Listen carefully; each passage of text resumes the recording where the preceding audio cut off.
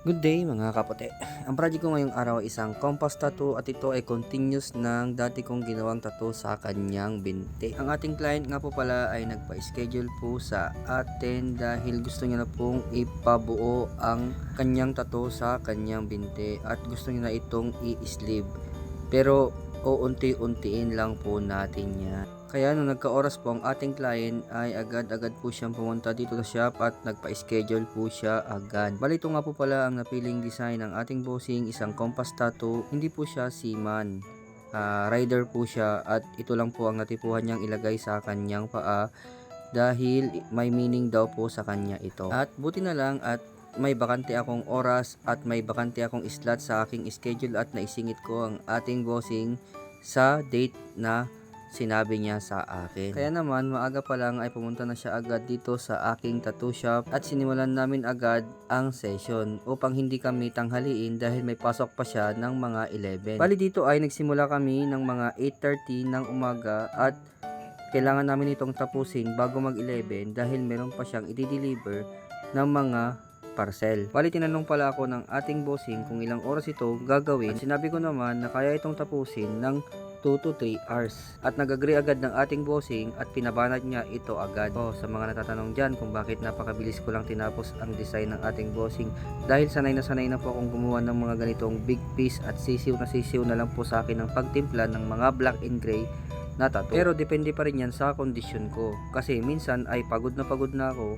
Kaya minsan ay napapatagal ang mga session, lalo na pag ganitong mga big piece dahil minsan ay kailangan ko rin magpahinga. Hindi man palagi na puro big piece ang ginagawa ko, pero kailangan pa rin ipahinga ang katawan upang may lakas ka at makakonsentrate ka sa ginagawa mong pyesa. Bali dito ay gumamit ako ng 23 round magnum, 13 round magnum at 7RL. At ang ginamit ko naman ditong ink ay Allegory Ultra Black. Yun lang po ang ginamit kong ink dito.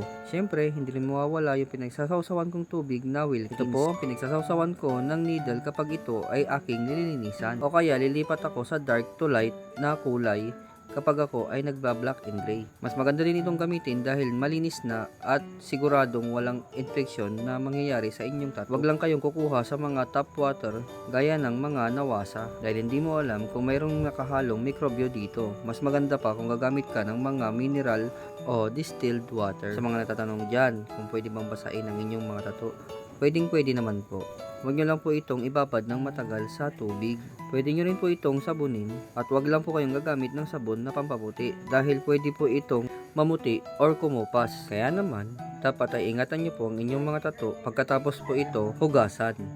Mas maganda kung gumamit din po kayo ng mga moisturizer na lotion. Napakaganda po itong gamitin sa mga tattoo ninyo lalo na kapag nag-heal na po ito dahil mas titingkad po ang kulay ng inyong mga tattoo. Huwag po kayong gagamit ng petroleum jelly o kaya po lana dahil sa rin po ito sa dahilan kung bakit kumukupas ang mga tattoo. Huwag po kayong maniniwala sa opinion ng iba lalo na pag hindi artist. Mas maganda na makinig kayo sa artist ninyo kung paano gamutin at pwede nyo rin po itong tanungin sa kanila kung paano alagaan ang inyong mga tattoo. Bali dito ay natapos na po kami pero itutuloy po namin sa susunod na session yung mga hindi namin natapos dahil nagmamadali na po ang ating bossing at siya po ay magdi-deliver pa po ng mga parcel. Bali sa susunod na balik ni bossing ay i-sleeve na namin ang kanyang binti upang mabuo na po ito at maganda na po siyang tignan.